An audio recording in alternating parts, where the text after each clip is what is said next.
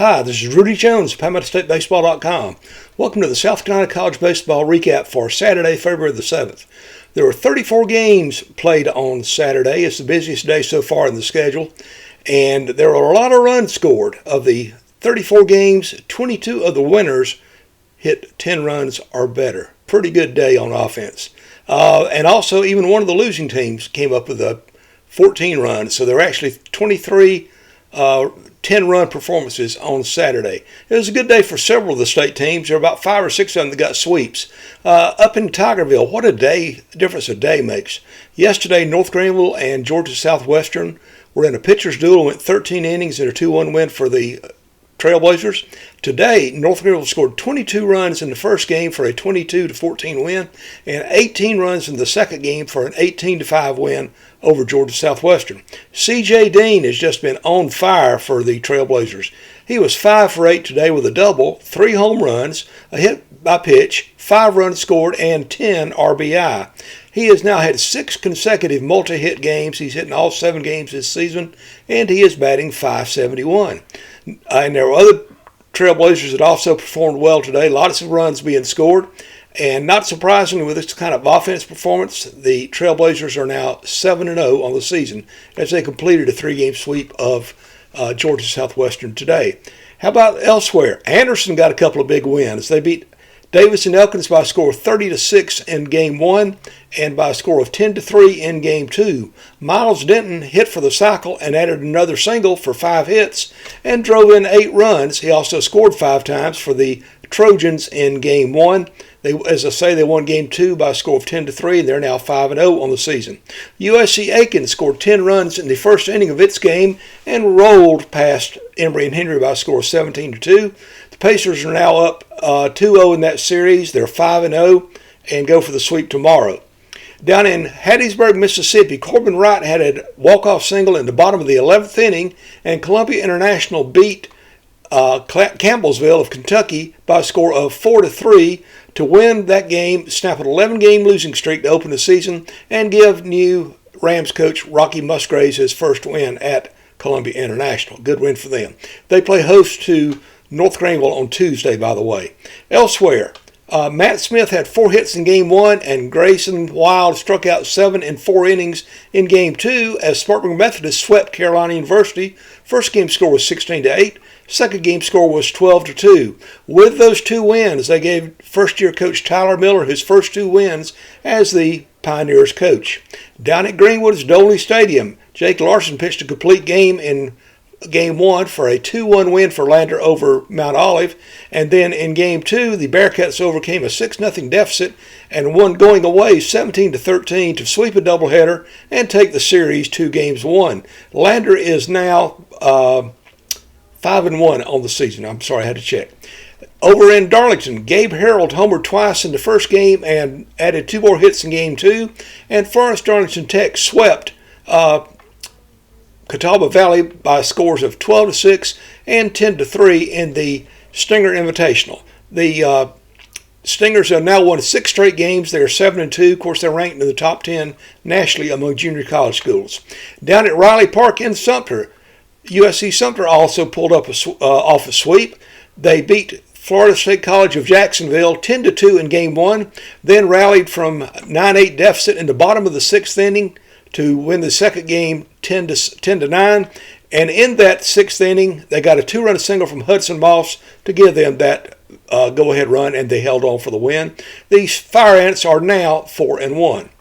USC Union got its first game of the season in. They beat Rowan State 8-7 when Bryce Gillette had a 2-run single in the bottom of the 7th inning, but Rowan State came back for a 12-4 win in the nightcap. So USC Union is now 1-1. Will Durrell and Charlie Bussey III homered as Francis Marion pounded West Liberty by a score of 28-5. The Patriots are now 4-1 on the season. John Lipinski had 2 hits, scored 2 runs, and drove in 4 runs for Francis Marion.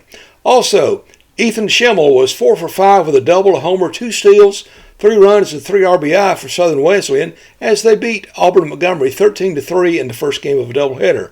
Auburn Montgomery won the second game 12-2, and the Warriors are now 2-3 on the season. Down at the Smith Road Complex in Newberry, the host Wolves rolled past Barton by a score of 10-5 in Game 1. Barton had an 8-6 lead in Game 2 going in the bottom of the 6th. Newberry scored a couple of runs to tie it up, but Barton got a run in the top of the 7th and held on for a 9-8 win and a doubleheader split. The Wolves are now 3-3 on the season. USC Beaufort scored 4 runs in the 7th inning and 8 in the 8th, and went on to beat Wheeling by a score of 17-5, and they are now 16-5, and those teams will go for the rubber game of the series tomorrow down in Bluffton. Elsewhere, USC Salkehatchie got its first win of the season by beating Rockingham Community College by a score of 5-4 in Game 1. The Indians had a lead in Game 2, but Rockingham rallied and won the game 7-5 to gain a doubleheader split. USC Salkehatchie is now 1-6 on the season. Evan Johnson and Zach Tyre had 2 hits apiece in Game 2, but Bob Jones suffered a doubleheader sweep to Trinity College of Jacksonville, used to be known as Trinity Baptist of Jacksonville. First game score was 9-0. Second game score was 12-2. And coincidentally, I just happened to be at 12-0 in Game 1, 9-2 in Game 2. I was at the Chick-fil-A over on Wade Hampton Boulevard after watching my granddaughter bowl today, and I happened to bump into the Trinity College basketball team. They're playing up at North Greenville at Bob Jones today. I'm sorry, I'm winging this, and sometimes I just mess up in what I try to say. Also, Clark Atlanta won both games of the doubleheader against Morris. First game score was 5-2. Second game score was 16-7 down in suburban Atlanta. That was the first action of the season for Morris. Voorhees had a lead midway through the game, but Oakland City rallied for a 9-5 win in Game 1. Then Oakland City scored 12 runs in Game 2 and rolled to a 23-5 win. Voorhees is now 0-6. Barry College down in Florida, or maybe Barry University, I apologize if it is. They twice rallied from a run down and beat Erskine by a score of 8-5 and dropped the Flying Fleet to 0-6 on the season. Nova Southeastern scored the game's final 3 runs to break a 7-7 tie and beat Coker 10-7 to keep the Cobras winless. And in Georgia Highlands swept USC Lancaster. First score was 3-0. Second game score, the Chargers rallied late in the game for an 8-7 win and completed a 4-game series sweep and doubleheader sweep today. Lancaster fell to 1-5. That is all the college baseball action on the state on Saturday. Actually, Lincoln was supposed to play Claflin for a doubleheader. Apparently that series was canceled at some point. Did not see that until I went looking for scores today, and it was no longer on the schedule for Claflin. How about the schedule for Sunday? We have a few games going on. Hartford out of Maryland is playing a doubleheader at Forest Darlington Tech at 11 o'clock as part of the Stinger Invitational. Also at 11, Wheeling and USC Beaufort are meeting in the rubber game of that series. Rowan State is at USC Union for another doubleheader down in Jonesville Ballpark at noon. Rockingham is at USC Salkehatchie for another doubleheader at noon. That was supposed to be played in North Carolina, but they moved it to Allendale late in the week.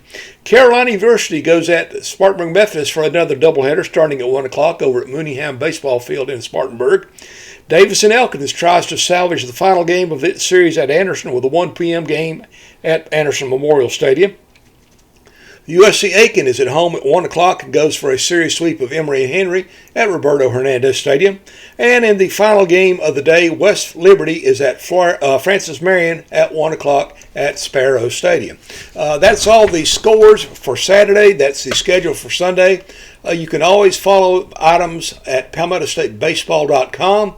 I give updates on the X handle of Palmetto Base. I've been doing in-game scores a lot these last 2 days. I just had some time to keep up with it. I don't know if I'll be as diligent with in-game scores once the schedule gets even busier starting next weekend. We'll just see how it goes.